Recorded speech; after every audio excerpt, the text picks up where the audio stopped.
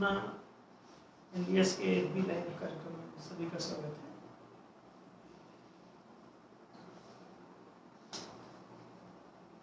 हम लोग न्याय धर्म सभा के न्याय प्रचार अभियान के अंतर्गत ये कार्यक्रम संचालित करते हैं। इसमें न्याय से संबंधित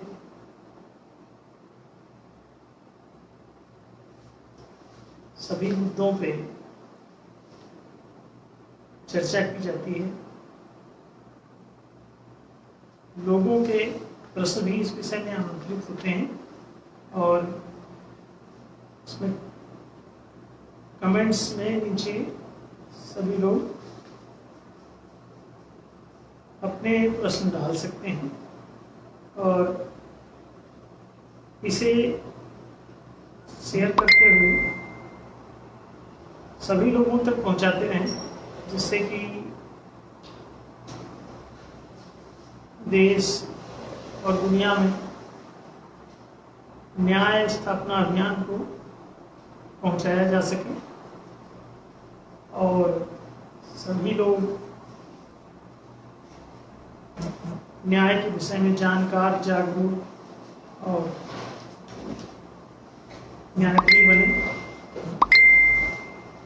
ताकि मानवीय समाज को सभ्य बनाया जा सके, मानवीय राष्ट्रों को सभ्य बनाया जा सके। न्याय स्थापना अभियान में सभी का हमेशा स्वागत करते रहें। इसमें किसी संप्रदाय, किसी जाति, किसी वर्ग, किसी लिंग, किसी क्षेत्र या किसी भाषा विशेष का कोई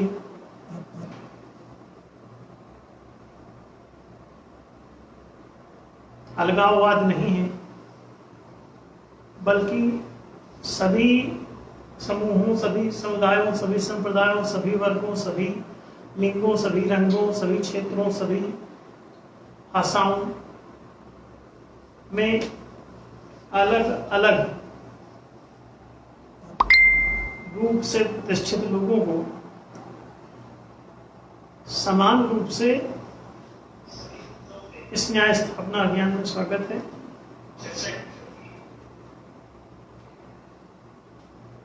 आज एक प्रश्न आप लोगों की तरफ से आया हुआ है। विपिन मैथानी जी का प्रश्न है, उत्तराखंड से ही हैं, शायद कहीं से।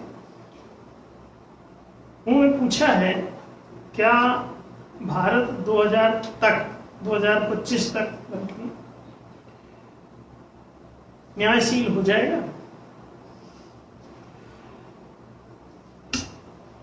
2025 का जो हम लोगों ने न्याय स्थापना अभियान का जब ये सामाजिक कार्यक्रम चल रहा था, तो सामाजिक संस्था के रूप में ये काम कर रही थी। अब न्याय धर्म सभा एक पॉलिटिकल पार्टी के रूप में काम कर रही है। इसको 2015 में एक सामाजिक कार्यक्रम घोषित किया गया था, न्याय प्रचार अभियान। तो उसका उद्देश्य ये था कि न्याय धर्म सभा, जो कि एक सामाजिक संगठन के रूप में कार्यरत थी, वह राजनीतिक रूप से इस अभियान को संचालित करने के लिए जन जन तक इसे पहुंचाने का एक 10 वर्षीय कार्यक्रम रखा गया था, जिसमें यह कहा गया था कि न्याय धर्म सभा एक राजनीतिक पार्टी के रूप में देश में सक्रिय हो सके, दुनिया में सक्रिय हो सके, तो इसके लिए 2 लक्ष्य निर्धारित किए गए थे न्याय प्रचार अभियान के। कि भारत में राजनीतिक दल के रूप में इसे उतारने के लिए 10 साल का एक न्याय प्रचार कार्यक्रम रखा गया था, जो 2015 से लेके 2025 तक ये तय था। भारतवर्ष के संदर्भ में, और 2025 से लेकर 2054 तक का एक कार्यक्रम रखा गया था, वो सार्वभौमिक रूप से, क्योंकि न्याय स्थापना अभियान का प्रमुख जो लक्ष्य है वो है न्यायशील सार्वभौमिक राष्ट्र का गठन, जो 2054 तक का कार्यक्रम है। उसके लिए सभी प्रकार के जागरूकता कार्यक्रम संचालित होंगे। जनता को इसकी पूरी जानकारी न्याय की पहुंचाई जाएगी इस दौरान, ताकि जनता न्याय के मुद्दों को जान सके, न्याय के कंसेप्ट को समझ सके, न्यायशील पूरी व्यवस्था को जानकर उसे जीने के लिए उत्सुक हो सके। इसके लिए जानकारी का प्रचार आवश्यक है इस विषय में।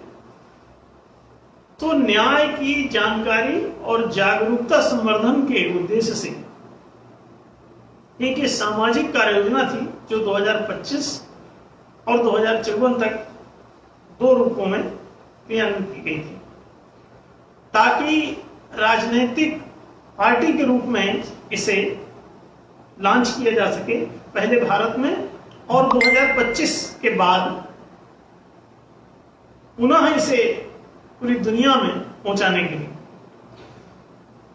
तो पहले 5 वर्ष का जो इसका न्याय प्रचार कार्यक्रम था, उसमें ही लगभग इतनी न्याय धर्मसभा सामाजिक संस्था के रूप में इतनी सफल रही, इतना प्रचार प्रसार करने में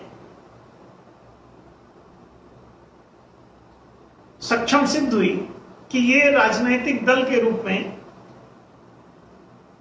इसे 2020 में ही उतार दिया गया, और अब 2021 से इसके लिए चुनाव में इसके कैंडिडेट्स उतारने, जगह जगह पर न्याय के सिद्धांतों की विजय के लिए सर्वत्र इसके प्रत्याशी खड़े किए जाएंगे, चाहे वो प्रदेश स्तरीय चुनाव हो, चाहे वो देश स्तरीय चुनाव हो, सर्वत्र इसके कैंडिडेट्स खड़े होंगे, और जितनी मात्रा में ये चुनाव में सफलता अर्जित करेंगे, उतनी मात्रा में न्याय के कंसेप्ट को विधानसभा में, संसद भवन में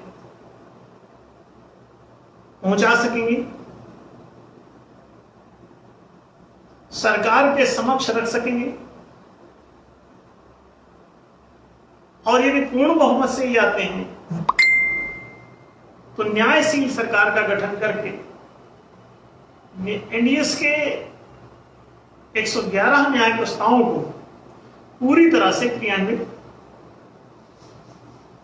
करने का प्रयास करेंगे, लागू करने का प्रयास करेंगे। तो ये एक लंबी कार्य योजना है। इसमें ये कहना कि क्या भारत 2025 तक न्यायशील हो जाएगा, ये न्यायशीलता कोई ऐसी चीज नहीं है जो किसी चमत्कार की तरह होती हो। न्यायशीलता एक सतत प्रक्रिया है। जैसे न्यायशीलता किस संदर्भ में है? जन सेवाओं के संदर्भ में, कि सरकार के द्वारा 4 प्रकार की जन सेवाएं न्यायपूर्वक प्रदान की जाएं। कुल न्याय का सारांश ही इतना है: जनता को शिक्षा देना, जनता को रोजगार देना, जनता को सुविधाएं देना और जनता को संरक्षण देना। ये चारों चीजें जिस भी राष्ट्र को सुलभ हो जाएं सरकार के द्वारा, जिस भी राष्ट्र के नागरिकों को ये उपलब्ध हो जाएं, जनता को उपलब्ध हो जाएं, तो वो चारों ये जनाधिकार जनता के तृप्त हो जाते हैं। जनता संतुष्ट हो जाती है। अब शिक्षा आज दी गई, कल टाल दी गई, तो कल पुनः अन्याय हो जाएगा। इसीलिए हमने कहा कि शिक्षा आपने दी, आज दे भी दी, और कल कोई दूसरी सरकार आ जाती है और उसको उलट देती है और फिर से शिक्षा आपकी बंद कर देती है। रोजगार आज कोई सरकार आई और उसने देना शुरू कर दिया, और कल को दूसरी सरकार आ गई, उसने इसको उलट दिया। आज की सरकार ने आपको आवासीय सुविधा दी, दूसरी सरकार आई, उसने उलट दिया इस नियम को। आज की सरकार ने प्रत्येक ग्राम पंचायत में एक एक चिकित्सालय बनवाने की विधि पारित की, विधान पारित किया।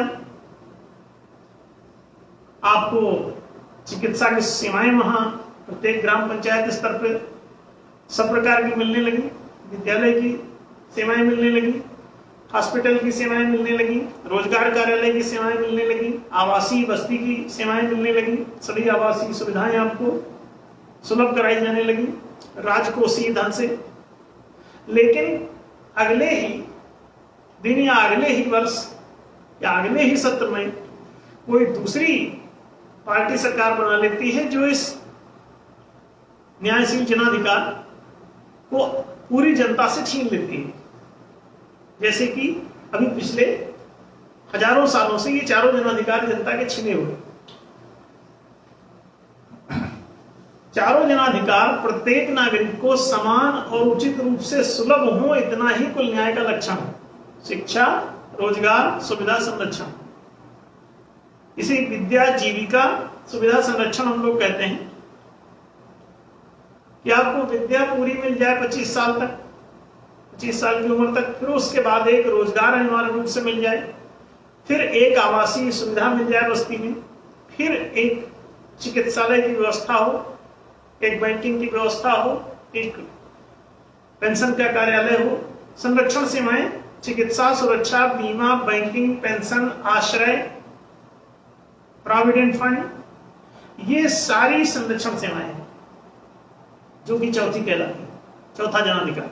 ये सभी सुविधाएं सेवाएं आपको मिलने लगे, चारों जनाधिकार तृप्त हो जाएं विद्या जीविका सुविधा संरक्षण के, लेकिन अगले ही पल कोई आपसे इसे छीन ले, अगले ही सत्र में कोई सबको गायब कर दे, नया विधेयक बना के ले आए जो जनता को ये सारे जनाधिकार हटा दे और कहे कि केवल नेताओं के बच्चों या बड़े आदमियों के बच्चों को ही या उन्हीं लोगों को ये चारों सेवाएं प्राप्त होंगी, बाकी नागरिकों को नहीं मिलेंगी, जैसा कि अभी पूरी दुनिया में है, अधिकांश देशों में, भारत में तो है।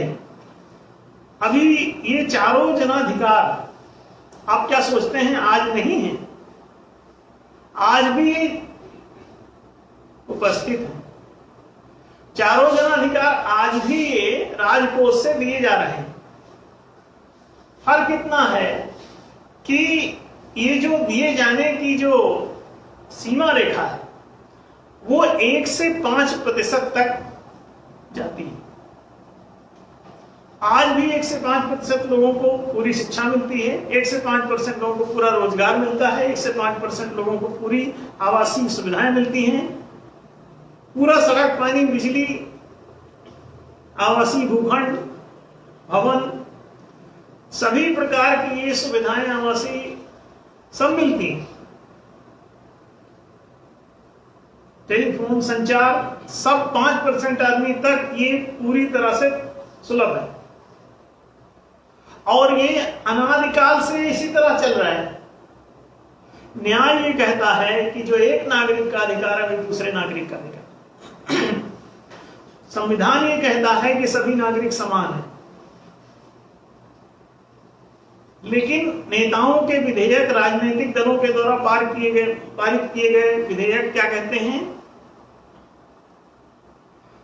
नागरिक समान है, लेकिन सेवाएं तो, राजकोष तो 5% के लिए ही है। जिन्होंने सभी नागरिक समान हैं संविधान में लिखा, उन्होंने ही जो विधेयक बनाए आगे संविधान में, पहले पन्ने पे ये लिख दिया सभी नागरिक समान है, ताली बजाओ, सब लोग खुश हो गए। बाद में बोले आगे की बात ये रही कि सभी नागरिक समान हैं, इस मुगालते में बैठे रहो। सारी सेवाएं, सारी सुविधाएं, राजकोष और सारी जितनी समृद्धि है, सारी सुख सुविधाएं हैं, सब प्रकार के अधिकार हैं, सेवाएं हैं, समृद्धियां हैं, स्वास्थ्य है, ये सब किसे प्राप्त होगा? 1 से 5%। आज भी ये प्राप्त। आखिर ये 20 लाख करोड़ रुपए केंद्र के और फिर 30 लाख करोड़ रुपए स्टेट्स के सब कहां जाते हैं? 50 लाख करोड़ रुपए वार्षिक राजकोष भरता है, खर्च किया जाता है बजटों द्वारा। पैसा कहां जाता है? 95% आदमी को नहीं मिल रहा है, तो ये जा कहां रहा है? जाहिर है कहीं तो जा रहा होगा। तो जो 5% ऊपरी लोग हैं, क्रीमी लेयर है, क्रीम लोगों के पास होता है। आप उनके रंग रोगन देखो, कोई काम नहीं करते हैं और शरीर एकदम गोरा चिट्टा है, चमक रहे हैं। आप सोचते होंगे कि ये दिन भर कोई काम नहीं करते और बिल्कुल छाया में बैठे रहते हैं और आराम से रहते हैं, तो भी इनके पास करोड़ों रुपए रोज का व्यय करने का आता कहां से है? इसी नीति के द्वारा। संविधान में ऊपर लिखा जाता है सभी नागरिक समान हैं, और अंदर जब वितरण की बात आती है तो सभी नागरिक असमान हैं। संविधान दोहरा हो गया।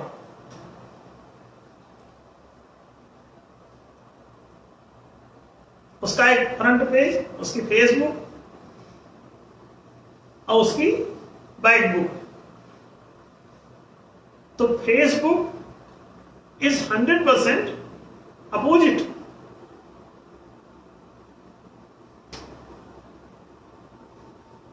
Against the back book. अभी बैक से फेस में इतना अंतराल है, ये 100% अपोजिट है, एंटी है। फेसबुक कुछ और है, बैक बुक कुछ और है। खेल तो बैक में ही सब हो रहे हैं, पीछे ही सारे खेल चल रहे हैं।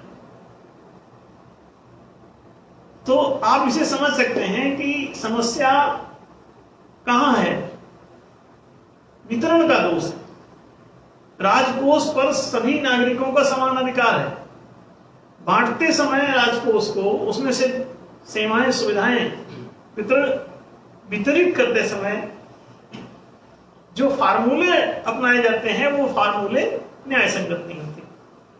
इसीलिए 95% आदमी अपने हिताधिकारों से वंचित रह जाता है। तो इस अभिवंचना को आप देखें, न्याय एक शाश्वत प्रक्रिया है। ये आज इस वंचना को समाप्त भी कर दिया जाए, कल को दूसरी सरकार आती है चुन के, न्याय धर्म सभा एक बार आ गई, उसने कहीं कर दिया, बाद में कांग्रेस आई, उसने उसे हटा दिया, भाजपा आई, उसने हटा दिया, आम आदमी पार्टी आई, वो आम आदमी के खिलाफ चली गई। ये सभी पार्टियां ये न्याय पर क्यों साइलेंट है?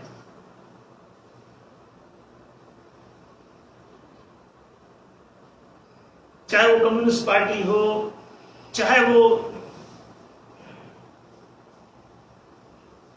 सामान्य तमाम पार्टियां हैं, कोई भी नाम से पार्टी होती हो, सब पार्टी को आप चेक करो तो वो ना तो न्यायशील नेतृत्व करने के लिए राजी हैं, ना न्यायशील विधान बनाने के लिए राजी हैं, और उस विधान पर ही न्यायालय में न्याय होना है। न्यायशील जब विधेयक ही नहीं पारित किए हो कभी, तो उस विधेयक के द्वारा जो वहां फैसले होने हैं कोर्ट में जाके, वो कैसे होंगे न्याय संगत? अन्याय के विधान पर दिए गए फैसले न्याय पूर्ण हो जाएंगे? संभव नहीं है। तो न्याय एक शाश्वत प्रक्रिया है, इसमें निरंतर ही न्यायशील व्यवस्था देते रहना पड़ेगा। तो ये एक दिन की बात नहीं है, ये निरंतर ही एक ऐसे संगठन की, एक ऐसी संस्था की, एक ऐसी पार्टी की आपको अनंत काल तक जरूरत रहेगी। जो हर दिन आपके साथ न्याय कर सके। सवाल एक दिन का नहीं है। आज आपको रोजगार के लिए किसान को मान लो जमीन दे दी गई, कल दूसरी पार्टी आ गई, उसने अधिग्रहण कर लिया, वापस ले लिया, तो आप क्या करेंगे? मुश्किल है। इसे समझें, न्याय एक सतत प्रक्रिया है। कोशिश करो कि इसे किसी 2025 तक ये कहीं हो जाएगा और 2026 में हुआ रहेगा, ना ना ना, ये 2026 में खत्म भी हो सकता है। 25 तक कर भी दोगे तो ये आगे खत्म हो जाएगा। इसलिए सतत प्रक्रिया है ये न्याय। न्याय तभी होगा जब जनता समझदार बनी रहे, जनता जानकार और जागरूक बनी रहे। तो न्याय विधान, न्याय सिद्धांत, न्याय दर्शन, न्याय का पूरा कंसेप्ट, न्याय की अवधारणा, ये शिक्षा में बचपन से लागू करनी पड़ेगी।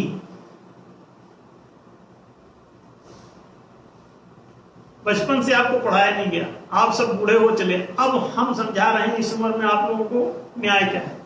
कहां से समझेंगे आप और क्यों समझ जाएंगे? आपको ABCD पढ़ाई नहीं गई और टाइम्स ऑफ इंडिया लिए बैठे हैं लोग पढ़वाने के लिए। आप कुछ समझेंगे, पढ़ेंगे, उसको पढ़ पाएंगे, जान पाएंगे क्या लिखा है उसमें? ना ना, ABCD नहीं पता। बचपन से चाहिए, बचपन से आपको न्याय का पूरा सिद्धांत, न्याय की पूरी फिलॉसफी, न्याय का पूरा विजन, न्याय के पूरे कंसेप्ट, न्याय का ये जैसे 111 हमने आपको कंसेप्ट दिए, ये एक कंप्लीट पैकेज है। आपको 112वें की जरूरत नहीं पड़ेगी। व्यवस्था का कंप्लीट एक इसमें कंसेप्ट दे दिया गया है। न्याय सीख, सत्यात्मक न्याय सिद्धांत चाहिए, सत्यात्मक दार्शनिक न्याय सिद्धांत चाहिए, ज्ञान विज्ञान द्वारा प्रतिपादित अत्यंतिम सत्य के अनुरूप आपके साथ जो पारस्परिक व्यवहार किया जाता है उसे न्याय कहते हैं। न्याय एक व्यवहारिक विषय है, न्याय चारित्रिक विषय नहीं है। कोई कह रहा था कि ये जो किसी की मदद करते हैं ये न्याय नहीं, तो मदद पुण्य हो सकता है, न्याय कभी नहीं। न्याय में ये पूछा जाता है कि वो मदद की स्थिति में कैसे पहुंच गया और तुम मदद देने की स्थिति में कैसे पहुंचे और वो मदद लेने की स्थिति में कैसे पहुंच गया, ये पहले एक्सप्लेन करो। न्याय तुम्हारी जड़ें खोदता है तुम्हारी बेईमानियों की, इसीलिए तुम न्याय से बचने की कोशिश करते हो कि न्याय की चर्चा मत करो, क्योंकि तुम्हारी जड़ें हिला देगा। जब कोरोना आएगा तो तुम दौड़ोगे मदद करने किसी की, एक एम्बुलेंस लगा दोगे, तुम बेईमान हो दरअसल, और इसीलिए तुम किसी न्यायशील संगठन में नहीं जुड़ोगे। क्यों? तुम उसमें जुड़ोगे तो तुम्हारी जड़ें खुद जाएंगी बेईमानी की।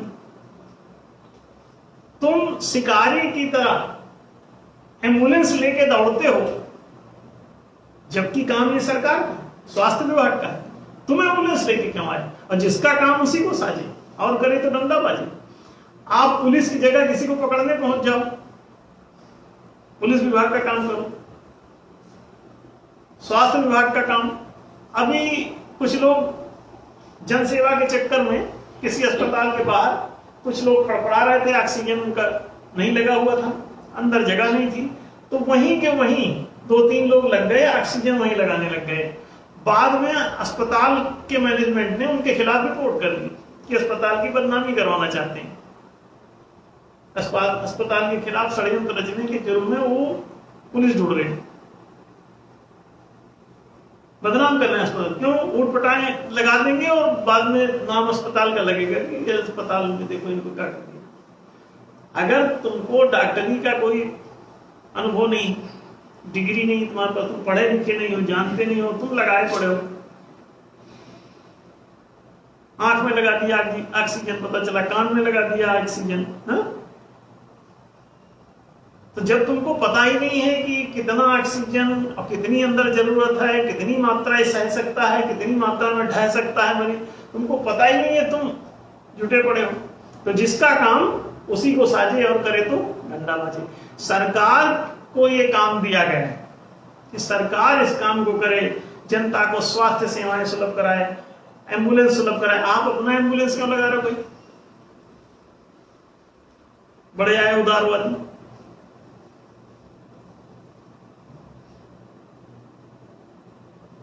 तो अलूल जलूल कारनामा करने से बात नहीं बनेगी।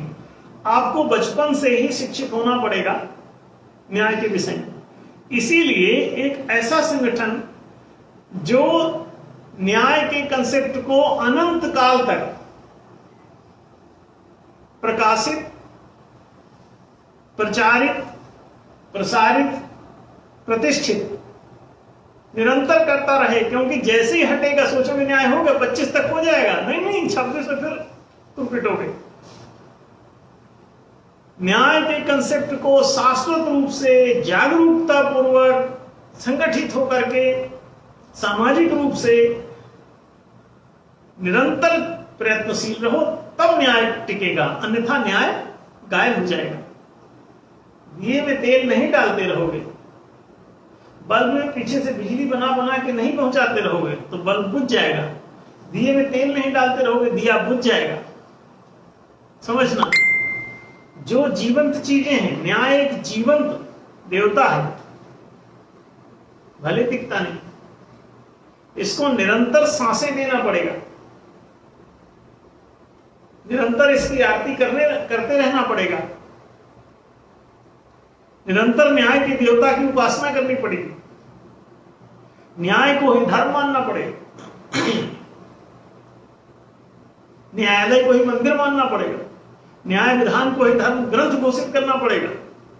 जब तक तुम धर्म को पूज्य भाव से नहीं देखोगे, श्रद्धा भाव से नहीं देखोगे, आदर भाव से नहीं देखोगे, ये तुमसे चूक जाएगा। श्रद्धा पूर्वक तुम अगर अपनी किसी भी चीज की देखरेख नहीं करते हो तो वो नष्ट होने लगती है। आदर से आप अपना चाय का कप भी ना रखो तो वो भी टूट जाता है। तिरस्कार भाव से रख के देखो, दो टुकड़े हो जाएंगे। ऐसे उठाया फेंक दिया फर्श, तिरस्कार, तो क्या हुआ? अस्वीकार भाव से नहीं टूटना चाहिए, संभाल के अच्छे से, दुनिया बदल जाती है। धर्म को आदर से देखना पड़ेगा, श्रद्धा से देखना। ये एक दिन का सवाल नहीं है कि आपने 2025 में कर दिया, न्याय हो जाएगा, न्याय 2025, ना, सतत करते रहना पड़ेगा, अनंत काल तक करते रहना पड़ेगा। 2025 तक तो हमारे कार्यक्रम की एक घोषणा है कि 2025 तक न्याय धर्म सभा सामाजिक संगठन के रूप में इसका प्रचार प्रसार करती रहेगी, ताकि इसको राजनीतिक इसका पर्यावरण बनाया जा सके। क्यों? राजनीतिक दल में बैठे हुए लोग न्याय के लिए सहमत एक भी दल नहीं, और आज भी हम सार्वजनिक ही तो बोल रहे हैं, एक भी दल कोई सहमत हो जो वो हाथ उठा के न्याय धर्म सभा से संपर्क करे, और नहीं करेगा। अभी भी जितने सुन रहे होंगे, ऐसा नहीं कि नहीं सुन रहे होंगे, हमको अभी भी लगभग हर दल का आदमी सुन रहा होगा इस समय। इसमें कांग्रेसी भी सुन रहे होंगे, भाजपाई भी सुन रहे होंगे, कम्युनिस्ट भी सुन रहे होंगे, दूसरे भी कई लोग सुन रहे होंगे। हर दल के आदमी कहीं ना कहीं फेसबुक पे, क्यों? इससे सुनने वालों की संख्या हजारों की संख्या में, सब सुन रहे हैं, लेकिन वो साइलेंट रहे। शिकारी कभी क्यों पसंद करेगा कि उसकी मछली को जागरूक कर दिया जाए?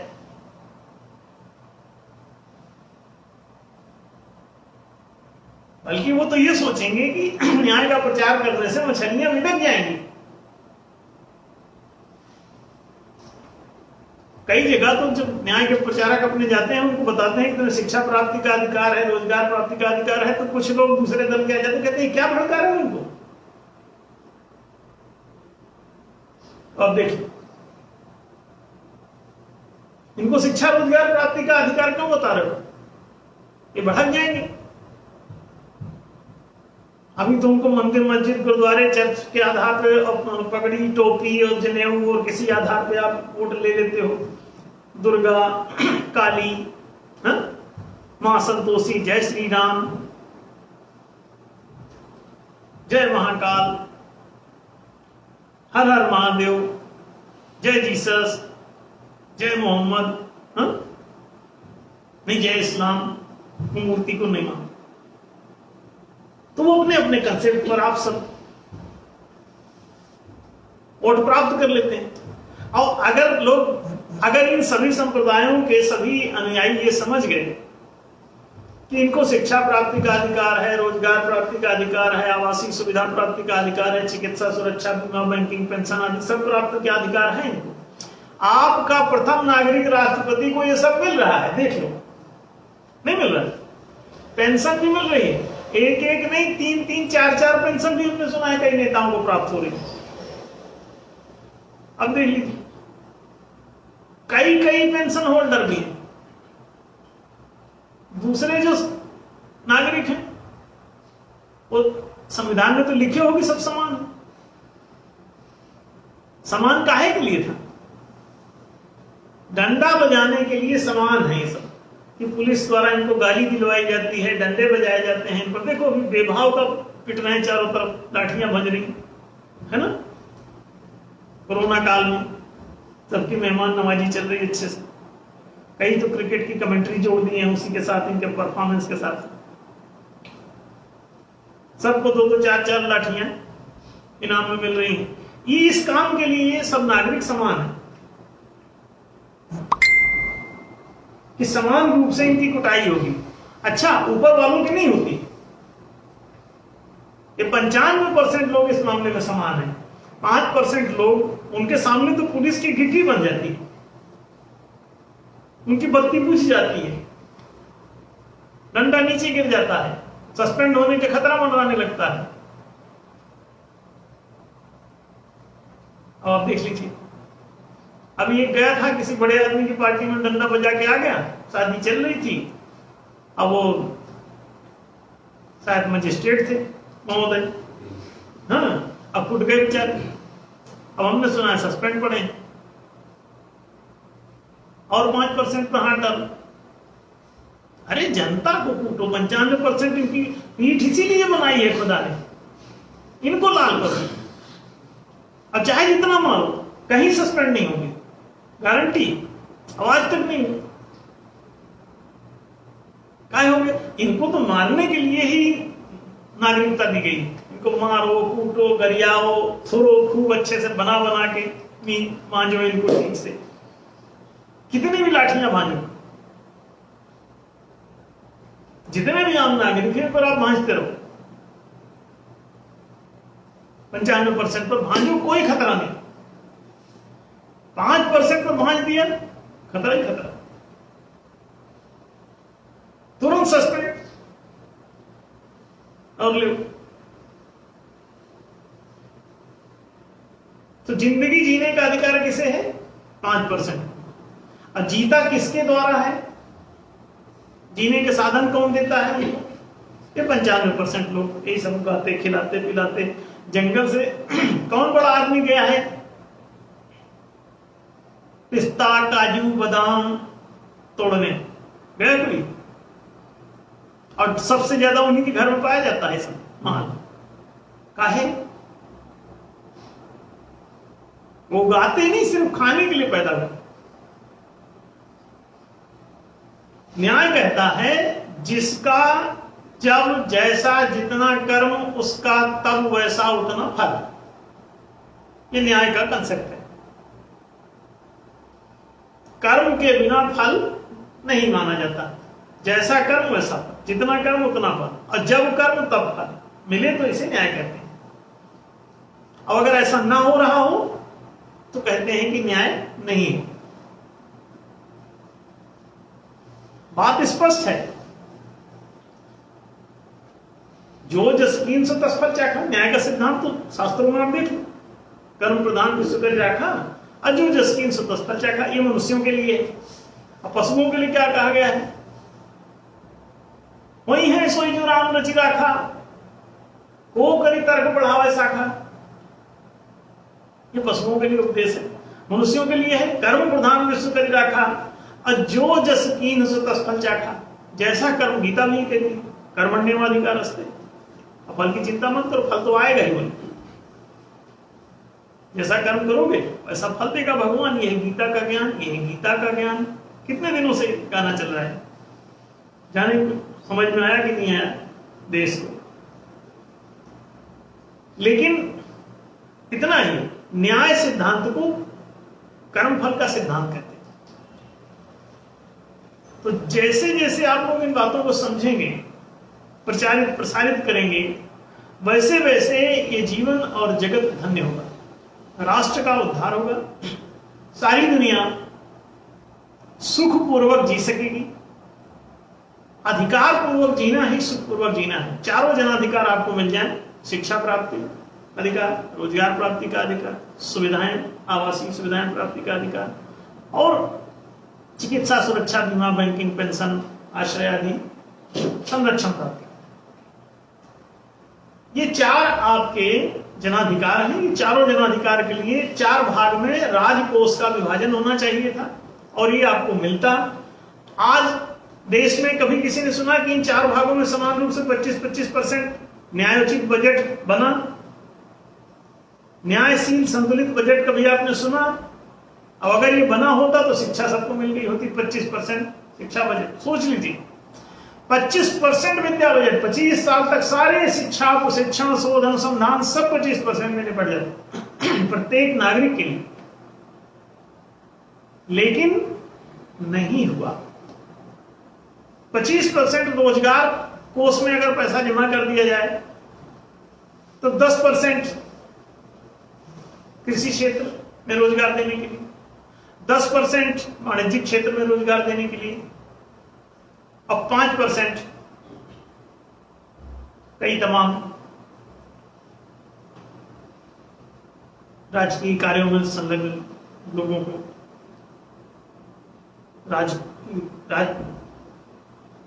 राजकीय कार्यालय जो रोजगार के लिए जो बनाया जाना है, रोजगार कार्यालय के रूप में, वो उसका खर्चा उठाने के लिए विधायिका, मंत्रिका, न्यायिका, पत्रकारिता जैसी क्षेत्र में तमाम गतिविधियों के संचालन हेतु ये 5% में ही सब निपट जाए। रोजगार का 25% ये कृषि से लेके विधायिका तक का बहुत कुछ ये निपटा देता, कोई बेरोजगार न रहता। अब देख लीजिए, लेकिन हुआ नहीं ऐसा। फिर इसके बाद अगर 25% में आवासीय सुविधाओं पर होता, कॉलोनी विकसित की जाती, प्लाट काटे जाते, तो प्लाट किसी को खरीदना क्यों पड़ता? आवासीय भूखंड सबको बढ़िया सुविकसित प्लाट मिलता, बल्कि 1-2 कमरे भी बना के सरकार इस पैसे में से दे सकती थी सब। और सभी को उसमें एक आवास मिल जाता, अपने से और उसको इंप्रूवमेंट करने की सुविधा होती कि आप कमाइए, बनाते रहिए और अच्छा बनाइए। न्यूनतम कोरम तो सरकार दे ही, और फिर उसमें बिजली, पानी, सड़क, नाली, ये सब की व्यवस्था बना के ठीक से आपको दी गई होती। सर्वोपयोगी सीमा तक निःशुल्क भी किया जा सकता था ऐसे, सर्वोपयोगी सीमा तक एक बिजली की सुविधा, पानी सप्लाई की सुविधा। उससे ऊपर कोई इस्तेमाल करता तो चार्जेबल होता। अब आप देखिए, ये सारी चीजें यदि बजट, ये संतुलित बजट पारित हुआ होता, समानुपातिक बजट अगर इस पे बना हुआ होता, तो चारों में 25-25% विद्या, जीविका, सुविधा, संरक्षण बजट के रूप में 4 बजट ही बनते और आप सब तृप्त रहते। तो ये तो आपका अधिकार है, आपको मिल नहीं रहा है। आप नागरिक समान हैं, संविधान की उद्देशिका के अनुसार आप समान नागरिक, समता, बंधुता, स्वतंत्रता, ऐसे लक्षण, ऐसे उद्देश्यों की पूर्ति के लिए आपको रखा गया। मताभिव्यक्ति की स्वतंत्रता, माने मतदान भी कर सकते हो, लेकिन मतदान का अधिकार आपको नहीं दिया गया। मतदान का अधिकार 12 होता है, 12 में से केवल आपको 1 दिया गया। अब 12 मताधिकार होते हैं, 12 में से 1 प्राप्त हुआ। एक आप विधायिका चुनो, अब फिर विधायिका हटा भी ना सको, मंत्रिका को चुन ही नहीं सकते, न्यायिका को चुन नहीं सकते। न्यायालय में कुछ भी कोई भी बैठ रहा है गद्दी पर। न्यायाधीश किस विधि से चुना जाता है देख लो, कहीं उसमें लोकतांत्रिकता है ना। मंत्री कहां से टपक पड़ते हैं किसी को पता नहीं, जज कहां से टपकते हैं किसी को पता नहीं। ऐसे टपका दिए जाते हैं चंद लोगों के द्वारा, ऐसे गुटरगू करके और अपना जिसको मर्जी से चुन लिया, बैठा दिया। जनता से कोई लेना देना नहीं। अब जनता से जब लेना देना ही नहीं है तो फिर जनतंत्र हुआ कैसे? शासन में जनता की कहीं कोई भागीदारी नहीं, जनता का कहीं कोई अंकुश नहीं, तो निरंकुश शासन पूरी दुनिया में लोकतंत्र के नाम पे घनघोर अराजक तंत्र बैठा हुआ, निरंकुश शासन व्यवस्था, अलोकतंत्र चल रहा है लोकतंत्र के नाम से, डेमोक्रेसी के नाम से डोमिनोक्रेसी चल रही। तो जनता की कहां कोई अधिकारों की बात होगी? जनता के हितों की रक्षा, न्यायोचित इसके हित कोई सुरक्षित रहेंगे कभी? अरे इसकी कोई औकात ही नहीं रखी गई। अभी इतने दिनों से वो विधेयक 3 वापस लेने के लिए चिल्ला रहे हैं। अगर ये मताधिकार होता कि किसी भी विधेयक को पारित खारिज करने के लिए मतदान द्वारा बहुमत आधारित होता, वो अपने आप ही जनता उसे खारिज कर सकती थी। सरकार के खिलाफ आंदोलन करने की कहां जरूरत थी? सरकार कोई विधेयक बनाए और वो विधेयक पारित ही नहीं होता। लोकतांत्रिक यदि व्यवस्था होती तो किसानों को इतनी उठापटक क्यों करनी पड़ती? मताधिकार इसलिए 12 मताधिकार देने की बात कर रही है न्यायधर्म सभा, और ये न्यायधर्म सभा जब 12 मताधिकार आपको दे देगी तो आप पहरेदारी अपने हितों की, न्यायोचित हितों की स्वयं कर लेंगे। फिर ये 2025 तक हो जाएगा कि चक्कर खत्म हो जाएगा, अब आगे 26 में खत्म हो जाएगा, इसका खतरा नहीं रहेगा कि 27 में 28 में 5 साल बाद सरकार बदलेगी तो उलट देगी ना, कोई उलट नहीं पाएगी। फिर तुमको एक बार ही 12 मताधिकार मिल गए तो अब ये उल्टेगा कैसे? विधेयक वो ले आए, कोई दूसरी सरकार बनी, विधेयक ले आई और आपने खारिज कर दिया। समझ लो, एक बार अगर न्यायधर्म सभा आपको, इसीलिए हम कह रहे हैं कि सिर्फ एक बार न्यायधर्म सभा को लाके और ये वाला विधेयक बनवा लो 12 मताधिकार का, महालोकतंत्र ले लो, और उसके बाद न्यायधर्म सभा को भी कह दो तुम जाओ, बाकी हम निपट लेंगे। फिर जनता को कोई गुलाम न बना पाएगा। बड़े बड़े 5% ही धुरंधर जिंदगी भर जनता के तलवे चाटते रह जाएंगे और जनता का कुछ नहीं बिगाड़ पाएंगे, चाहे जितना इससे वोट लेके वो चले जाए वहां। विधेयक जैसे ही गलत बना के लाएंगे तो जनता उसे खारिज कर दिया करेगी। जो भी जनहित के विरुद्ध होगा जनता खुद ही समझ जाए, हमारे खिलाफ विधेयक वापस खत्म। तो जनता को हमेशा हमेशा के लिए गुलामी से छुटकारा हो जाएगा यदि एक बार न्यायधर्म सभा आ जाती है। चाहे किसी स्टेट में आ जाए, कहीं भी आ जाए, जहां जहां आ जाएगी वहां वहां यथासंभव इन प्रस्तावों को इंप्लीमेंट करने का प्रयास करेगी। और एक बार भी गलती से अगर बहुमत इसको मिल जाता है और अगर पारित कर देती है, लागू करवा देती है, जहां भी संभव हो प्रदेश अथवा देश में,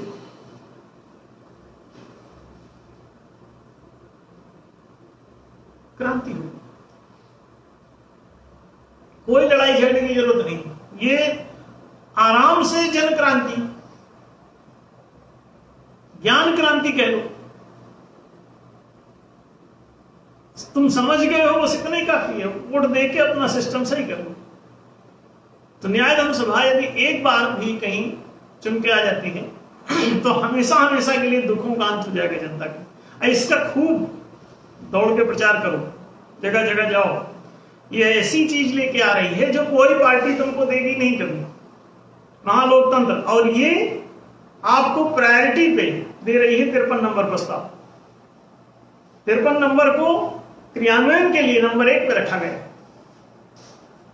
ताकि आपको ये मताधिकार प्राप्त हो जाए। द्वादश नेता चुनना, नेता हटाना, मंत्री चुनना, मंत्री हटाना, जज चुनना, जज हटाना, साथ में इनके द्वारा नियम नीति निर्णय जो बनाए जाएंगे उनको भी पारित खारिज, पारित खारिज, पारित खारिज,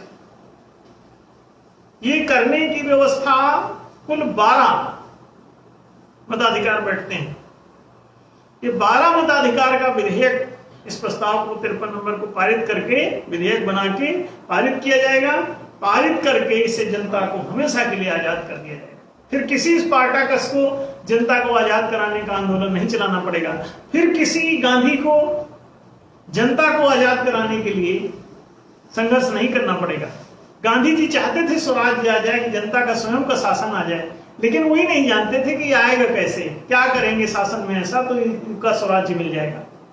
हमने ये व्यवस्था दे दी है कि ऐसा कर दो, जनता का शासन अपने आप आ जाएगा, इनका राज्य वापस इनको प्राप्त हो जाएगा। तो जनता का राज्य, जनता का शासन, जनता का तंत्र ऐसे आएगा। गांधी जी चाहते तो थे कि ऐसा हो जाए, लेकिन ये कैसे होगा उनको पता नहीं था। उन्होंने स्वराज्य की पुस्तक लिखी, उसमें भी कहीं इसका जिक्र नहीं कि कैसे होगा। तो आप समझ सकते हैं कि सारे महापुरुष जनता की आजादी के लिए ही सारा संघर्ष करते रहे बेचारे, चाहे गांधी हो, चाहे अम्बेडकर हो, चाहे वो कांसीराम रहे हो, और चाहे वो जीसस हो, मोहम्मद हो, कबीर हो, नानक हो, जो कोई भी रहा हो, जाने अनजाने उसने जनता के हितों की रक्षा के लिए ही काम किया है। नहीं समझे तो कई बार वो लोग अन्याय से लड़ने में जुटे। अंधकार से लड़कर के प्रकाश नहीं आता भैया, प्रकाश जलाने से अंधकार स्वतः चला जाता है, लड़ना नहीं पड़ता। लेकिन ये बातें अब पीछे इतना स्पष्ट शिक्षा उक्षा थी नहीं, तो जो भी महापुरुष थे उसी समाज के निकले थे। अब भैंसों के बीच में से कोई महापुरुष भैंस निकला तो आपको कौन सा गाइडेंस दे देगा? तो पिछड़े हुए समाज से जितने भी महापुरुष उठे उनका चिंतन भी उसी तरह पिछड़ा ही रहता था, क्योंकि जिस समाज से आए थे उतना ही वो जानते समझते थे, उससे आगे की बात नहीं जानते थे। अब इतने सारे लोग कि सभी लोग चाय बनाए पिए। जेम्स वाट थोड़ा सा ज्यादा समझदार निकला, वो चाय बनाते समय उसने देख लिया कि अच्छा इसमें तो वाष्प में ताकत, उसने रेल इंजन तक बना दिया। इसी तरह से कदाचित कोई अतिरिक्त समझदार, कभी कभी कोई वैज्ञानिक, कोई ज्ञानी, विज्ञानी ऐसा कोई व्यक्ति उठ जाता है तो वो आपको कुछ ना कुछ ऐसा दे जाता है जो आगे हमेशा हमेशा के लिए आपको काम आता है। एक वैज्ञानिक उठा, उसने बिजली बना दी। एक वैज्ञानिक उठा, उसने आपको इंजन आविष्कार कर दिया। आपकी पहिया दौड़ पड़ी, आपका जीवन चल पड़ा। अब वो बेचारे चले गए, लेकिन अब पंखे का मजा आज भी ले, रेलगाड़ी के आज भी चल रहे हैं, हर चीज। पेंसिलिन का आविष्कार किसी ने किया, आज भी आप उसका उपयोग करें। अब वो एक गरीब घर का लड़का था जिसके पास खाने का ठिकाना नहीं, उसको किसी ने, उसके पिता ने किसी की मदद की, वो बड़ा आदमी निकल गया, तो उसने कहा अरे तो हमारा बच्चा जहां पढ़ेगा तुम्हारा बच्चा भी वहीं हम पढ़ाएंगे। तो वो उस बच्चे को ले गया, ऊंची शिक्षा दिलाई, तो बड़ा साइंटिस्ट बन गया। उसने पेंसिलिन का आविष्कार किया और फिर उसके बाद वो पूरी दुनिया के काम आया, आज तक काम आ रही। हमारा कहना यह है कि आप के बीच में जो जितनी भी प्रतिभा का हुआ, अब कबीर लोग अनपढ़ों के घर पैदा हुए तो पढ़े लिखे कहां से हो जाते हैं? कबीर लिखते हैं, लिखा भी क्या, बोले हैं, लिख तो किसी और ने दिया होगा। मसीह कागज छुयो नहीं, कलम गयो नहीं हाथ। अब उनके द्वारा कही गई बातें जाहिर है कितनी हायर लेवल की होंगी। शिक्षा के बिना ये बड़ी समस्या है। स्वामी रामकृष्ण परमहंस अनपढ़ थे, बहुत परेशानी में थे, कोई बात उनके अनुभव में भी हो तो एक्सप्लेन कैसे करें, इस तरह की समस्या आ जाती है। शिक्षा बहुत जरूरी है। विवेकानंद मिला, बड़े खुश हुए, बहुत नाचे नाचे थे कि ये कुछ कर सकता है। वो खुद क्यों नहीं कर पा रहे थे? पिछड़ा, ये शिक्षित था विवेकानंद, तो इसने बहुत कुछ किया देश के लिए, दुनिया के। लेकिन वो भी कोई बहुत ज्यादा नाम तो विवेकानंद का रख दिया था, लेकिन विवेक उनका भी इतना काम नहीं करता था कि ज्यादा समझ जाए। तो बेचारे जितना भी जो कुछ आपको बोल सके, कर सके, दे सके, उनका थैंक यू बोलो। अब आगे देखो क्या बेहतर कर सकते हो। रूसों कम से कम एक अधिकार आपको लोकतंत्र का दे गया, डेमोक्रेसी लिख के, हाँ? अब उसको थैंक यू बोलो, अब 11 का इंतजाम और कर लो, तो 12 मताधिकार होते हैं। एक कोई दिला गया, 11 और ले लो, बात खत्म करो हमेशा के लिए। निरंकुश शासन का अंत हो जाएगा। और जब ये एक भी नहीं था तो इतनी घनघोर निरंकुशता थी कि आप पूछो मत। हड्डियां तोड़ी जाती थी रोज आपकी, गुलाम बनाया जाता था, बांध बांध के, घसीट घसीट के, मार मार के, हंटर बजा बजा के आप से खेतियां करवाई जाती थी, बांध के रखा जाता था। बहुत दुर्दशा आपने भोगी। अब तो बुद्धि चला लो, ये सभी नागरिक धूर्त और मूर्ख, असामान्य, ये तीनों समाधिकारी हैं। लेकिन धूर्त समाधिकारी आपको नहीं मानेगा, आपको मूर्ख बनाता रहेगा, आपकी शिक्षा छीन लेगा ताकि आप बुद्धिमान ना हो पाए, आपका रोजगार छीन लेगा ताकि आप धनवान ना होने पाए, ताकि आप गरीब, अनपढ़ गरीब रहे तो वो जिंदगी भर आपका शोषण करता रहेगा, आपको धोखे में। तो इस तरह से वो जो धूर्त वर्ग है वो 1 से 5% आपके बीच का बदमाश निकल जाता है, डिफेक्टिव पीस, और वो पूरे आपके अधिकारों को छीन लेता है। अभी भी सब कुछ छिना हुआ है। पावर में वही धूर्त वर्ग घुस जाता है इनके तिकड़म से, इनके प्रकार, और फिर आपके सारे हिताधिकारों को लूट लेता है अपने दल बल छल से। तो 11 मताधिकार और जोड़ो उसमें, अब पूरे 12 मताधिकार प्राप्त करो। जो रूसो जैसा एक आदमी कुछ आपके लिए कर गया, अब और समझदारी थोड़ी सी बरत लो, अब पूरे मताधिकार की बात करो। शासन में 12 मताधिकार होते हैं, 12 पूरे मताधिकार आपको चाहिए ताकि आप निरंतर न्यायशील व्यवस्था को बनाए रख सकें। तो ये 25 में हो जाएगा, अब 25 में बना रहेगा, ना ना ना, ये हम कर भी देंगे 25 में, तो उजड़ जाएगा। तुम्हें 12 मताधिकार पाना पड़ेगा और अपने हाथों से ही वोट दे दे कि अपने हिताधिकारों की हमेशा रक्षा करनी पड़ेगी। जागरूक बनो, हमारी बातों को दूर दूर तक पहुंचाओ। तुम्हारे साथ निरंतर छल हुआ है, क्योंकि अभी तक जब तक कोई योग्य व्यक्ति बहुत नहीं होगा इस दुनिया में, तब तक तुम अंधेरे में ही रहोगे। जब तक कोई तुमको ट्रेन बना के देने वाला जेम्स वाट पैदा नहीं होगा, तब तक तुम्हारे पैर छाले पड़वाते रहेंगे, दर दर की ठोकर खाते रहेंगे। जब तक कोई बिजली का आविष्कारक, एक साइंटिस्ट नहीं पैदा हो जाता, तब तक तुमको अंधेरे में लालटेन और तेल का दिया फूक फूक के चलाना पड़ता है, टिम टिम टिम टिम, उसी में गुजारा करना पड़ता है। चमाचम जिंदगी नहीं मिलती। हमेशा ध्यान रखें, और ऐसे आपके बीच में कोई ना कोई हीरे मोती निकलते रहते हैं। आप उनके जिंदे में तो आप उनका आदर नहीं कर पाते, क्योंकि अज्ञान और मूर्खता और आपकी धूर्तता ये नहीं होने देती। जब वो विदा हो जाते हैं तब जरूर आप हाय हुसैन हमना हुए ऐसा नारा लगाते हैं, और हुसैन जब थे तो उनके पीछे डंडा लिए पड़े रहते, उन्हें जीने नहीं देते। जब कोई सही बात कहे तो वो सब हुसैन ही है भैया, और उसकी फिक्र करो, उसके पक्ष में खड़े होने की हैसियत पैदा करो। सत्य उपास्य है, लेकिन तुम तो राम की उपासना करते हो, सत्य की नहीं।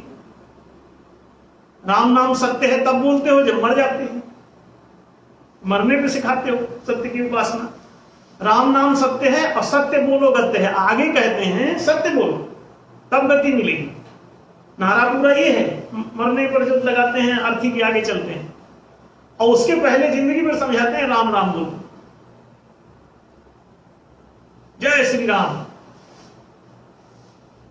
सत्य की उपासना हटाने के लिए ही ये अल्लाह ढूंढ के लाते हैं, खुदा ढूंढ के लाते हैं, ईश्वर ढूंढ के लाते हैं, राम ढूंढ के लाते हैं, कबीर ढूंढ के लाते हैं, नानक ढूंढ के लाते हैं, सत्य को हटाने के लिए। अगर सत्य की प्रतिष्ठा के लिए इन नामों का इस्तेमाल कर लो तो धन्य हो जाओगे तुम भी और सारा जगत भी। तुम्हारा रोना हमेशा के लिए खत्म हो जाएगा, कोरोना भी खत्म हो जाएगा। महामारी, महायुद्ध, महादुख, महापीड़ा, महाअशांति, महाउपद्रव, महाआतंकवाद, तुमको सब घेरे हुए, महागरीबी भी, महाभय भी, महासंकट भी, सबसे तुम घिरे हुए हो, पूरी दुनिया में घिरे हुए हो, और इसके बावजूद भी तुम सत्यनिष्ठा पैदा नहीं करते, सत्यानुशासन पैदा नहीं करते। सत्य प्रिय बनो। सत्य ये कहता है कि इस दुनिया में दूसरा कोई नहीं है, एक कहता तो रचा संसारा, मिथ्या है सब मारी मारा। परस्पर में प्रेम, न्याय, पुण्य का व्यवहार करो। अपने परिवार में न्याय, जब व्यक्तिगत रूप से सत्य को स्वीकार कर लोगे तो परिवार में प्रेम पूर्वक रहने लगोगे, समाज में न्याय पूर्वक रहने लगोगे, समष्टि में पुण्य का व्यवहार करोगे दूसरे जीव जंतुओं के साथ, मनुष्य के साथ न्याय, और परिवार में अपने बाल बच्चों के साथ प्रेम पूर्वक रहा जाता है। अब व्यक्तिगत जीवन में सत्य की उपासना की जाती है। तो ये जब आप सत्य, प्रेम, न्याय, पुण्य का ये चतुर्वर्गीय सनातन धर्म, चतुष्पात सकलो धर्म सत्यम चैव करते हुए ये सत्य हो और चारों चरणों से युक्त, तो पूरा सनातन धर्म वापस आ जाता है। तो ये जब भी धर्म वापस आ जाएगा सत्य का, तो सारे धर्म अपने आप इसमें स्वतः मर्ज हो जाएंगे और ये सांस्कृतिक संप्रदाय के रूप में छोटे छोटे ग्रुप्स में रहेंगे। इनको इसकी आ जाती है निजी चरित्र पालन करने की, लेकिन व्यवहारिक दृष्टि से सभ्यता के रूप में आप एकजुट हो जाते हैं न्यायशील व्यवहार करने के लिए। तो पूरी दुनिया में न्याय की जरूरत है, और 2025 तक हो जाएगा या नहीं हो जाएगा, अभी भी हो जाए, आज कर लो आज ही हो जाएगा। अभी 2022 में ही कर सकते हो, पूरे देश में इसका प्रचार कर डालो। इसमें दिक्कत क्या है? न्याय धर्म सभा को थोड़ी ना कहती कि सत्ता हाथ आने जा रही है, भाजपा की तरह, कांग्रेस की तरह इतने हजारों वर्षों से पकड़े बैठे हैं लोग, सत्ताधीश में बैठे हैं, न्याय नहीं करते। एक बार ये द्वादश मताधिकार दे दो, कोई भी पार्टी, हमने तो भाजपा को भी दिया हुआ है, वो लागू नहीं कर रहे ऐसे। कांग्रेस को दिया हुआ, उन्होंने नहीं किया। क्यों नहीं करते? आरएसएस को दिया हुआ है, वो भी साइलेंट है सर। उनको भी न्याय से लेना देना नहीं। और जब आप इसे समझ जाओगे, और कई हमसे पदाधिकारी मिले भी आके, पर्सनली हमारी मीटिंग हुई, लेकिन वो सामने बोलते हैं नहीं क्यों नहीं मानेंगे, सब मानेंगे, आरएसएस तो राष्ट्रीय स्वयंसेवक संघ है। हम उनसे मुंह पे ही बोलते हैं नहीं तुम आगे बात ही नहीं करोगे इसे, अब खुद भी गायब हो जाओगे। न्याय के नाम पर, अपने से कमजोरों के हितों की रक्षा के नाम पर, उनको समान हित देने के नाम पर सबकी बोलती बंद हो जाती है। सब कंबल ओढ़ के बैठ जाते हैं काले रंग का, वही ओरिजिनल उनका रंग है। अब आप देखिए, ऊपर से चमड़ी गोरी कर लेने से कोई बुरापन नहीं आता। मन्ना लगाए जो भी कपड़ा, तुम्हारा जितना तन उजला हो उतना तुम्हारा भीतर मन भी उजला हो, तब बात बनेगी। ऊपर केवल सफेद कपड़ा तो कोई भी नेता चमका लेता है, ये हमारी तरह कोई भी पहने, लेकिन हाँ हमारी तरह भीतर भी सफेद बने रहो, तब बात बनेगी। भीतर भी तुम्हारे अंदर सत्य, प्रेम, न्याय, पुण्य ही चमक रहा हो। व्यक्तिगत जीवन में तुम्हारे सत्य हो, पारिवारिक जीवन में हमेशा प्रेमपूर्ण व्यवहार करो, सामाजिक जीवन में हमेशा न्यायपूर्ण रहो, सामष्टिक जीवन में हमेशा लोगों की मदद करना सीखो। कौन लोग? मनुष्य नहीं, जीव जंतु, पेड़ पौधों, नदियों नालों की। नदी अपने से अपने को साफ नहीं कर सकती, कुत्ता अपने से अपना बीमारी इलाज नहीं कर सकता, पेड़ पौधे अपने आप से अपने आप को सही काट छांट के शुद्ध नहीं कर सकते, उनको तुम्हें ही शुद्ध करना। तालाब स्वयं स्वच्छ नहीं रह सकता, कचरा काई से बने, तुम्हें उसको साफ करते रहो। घाट सुंदर बना दो, बढ़िया उन्नत सरोवर, दिव्य सरोवर चमके। और नहीं बनाओगे तो कीचड़ ही कीचड़, सुअर लूटते रहे, कचरा हो जाएगा, सरोवर की जगह जाने क्या हो जाएगा, कीचड़ ओवर। इसलिए तालाब को कीचड़ोवर से सरोवर बनाने के लिए तुमको प्रयत्नशील होना पड़ता है, धार्मिक होना पड़ता है। जागो, समझो और दुनिया का उद्धार करो, दूर दूर तक इसे ले जाओ और 2025 तक में सब लोग मेहनत करके ऐसी परिस्थितियों का निर्माण करो कि न्याय हो जाए। अच्छी बात है, ये तो न्याय प्रचार का कार्यक्रम है हमारा 2025 तक का, भारत के लिए और बाहर के लिए 2054 तक का रखा गया। आप लोग इसे डट के प्रचार करें, पूरे जन जन तक इसे पहुंचाएं न्याय की खबर को, और इसे एक सभी राजनीतिक दल भी मिलकर इस पर विचार करें। हम तो उनसे कह रहे हैं, कोई न्याय धर्म सभा को ऐसा थोड़ी ना कि सत्ताथियाना, नहीं तो न्याय प्रतिष्ठित हो, दूसरे दलों को कैसे न्याय से कैसे एलर्जी है, और न्याय से एलर्जी है तो न्यायालय में मुंह क्या दिखाएंगे, बताइए। संविधान भी भारत का कहता है कि आर्थिक न्याय, सामाजिक न्याय, राजनीतिक न्याय, तीनों न्याय प्रतिष्ठित होना चाहिए। उद्देश्य है संविधान का, आज तक इस उद्देश्य को पीछे करके अपने अपने एजेंडे चला रहे हैं, अपने अपने उद्देश्य पूरे कर रहे हैं हर दल, हर नेता। तो देख लीजिए, ये जो बेसुरापन, इससे निकल करके एक स्वरबद्ध जीवन, सत्यात्मक जीवन की आवश्यकता है, सात्विक जीवन की आवश्यकता है। सत्योन्मुख बनते ही ये सारा जगत न्याय के सौंदर्य से भर जाएगा, न्याय के नियमों से ओतप्रोत हो जाएगा, न्याय के विधान से हरा भरा हो जाएगा। और आप सबकी जानकारी और जागरूकता मात्र की जरूरत है। आप सब अपने लिए ही वोट करके और अपने लिए द्वादश मताधिकार अर्जित कर लो, ताकि आपके हितों का ये चारों जनाधिकार आपके कभी नष्ट ना हो, जनहित हमेशा सुरक्षित रहे, विद्या जीविका सुविधा सुरक्षित, जीवन सुंदर रहेगा। ये तभी होगा जब आपके हाथ में शासन की बागडोर, शासन निरंकुश रहेगा, जनता का अंकुश उस पर नहीं रहेगा, तो जनहित के लिए कभी काम नहीं करेगा, ये पक्का है। तो सभी लोग इस छोटे सी मंतव्य को समझ लें, तो 2025 का 2022 में ही जो चुनाव है अभी उत्तराखंड में, उसी में निपट सकता है मामला। और 2024 में एक चुनाव और है, लोकसभा, राष्ट्रीय स्तर पर। तो देश में भी आप एनडीएस को पहुंचाओ, ले जाके सबको प्रचार करो, पहुंचाओ, और 24 में हो जाएगा, 25 की क्या जरूरत है, जल्दी कर लो। ये तो आपकी मेहनत पर है, आप सब मेहनत करिए। हम तो पहले इसी काम के लिए यही कर ही रहे हैं, सारा जीवन यही किया है, आगे भी यही करेंगे और अनंत काल तक यही करेंगे, और हमेशा करते रहना चाहिए सभी को। क्यों? धर्म की रक्षा नहीं करोगे तो धर्म तुम्हारी रक्षा नहीं कर पाएगा। धर्म रक्षित रक्षिता, धर्म के अपने हाथ पांव नहीं, तुम्हारे हाथ पांव ही धर्म के हाथ पांव होते हैं। तो धर्म अपना प्रचार खुद नहीं करता, धर्म के प्रचार के लिए तुम्हारे हाथ पैर चाहिए, तुम्हारा मुंह चाहिए। तो न्याय एक धर्म, मानव धर्म, राष्ट्र का धर्म, मानवीय राष्ट्र का एक धर्म है। इसको प्रचारित, प्रसारित, प्रतिष्ठित, प्रकाशित करते रहो, ताकि तुम्हारा और तुम्हारे आने वालों का भविष्य उज्जवल बन सके। इसी शुभकामना के साथ आज की बात समाप्त करते हैं। सभी को